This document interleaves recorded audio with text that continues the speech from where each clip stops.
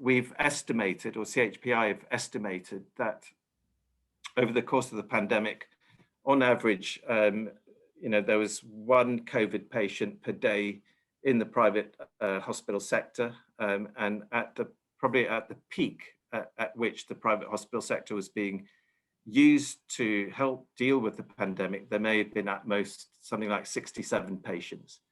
So you get a sense of just how much the private sector hospital was used during this period.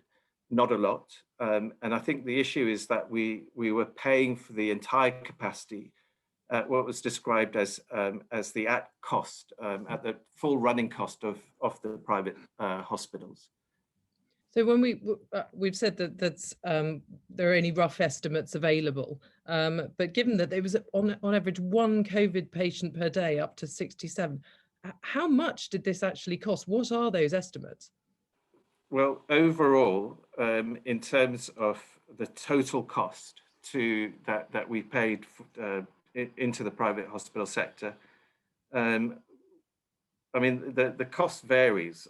Some of the projections are that from some of the contract awards that were notified and put into the public domain, we think the amount was about 170 million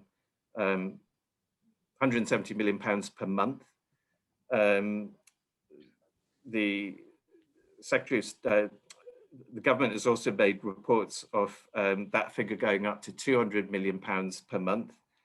Senior NHS sources have reported, this was in the mainstream press, that the amount could have been as much as 400 million pounds a month.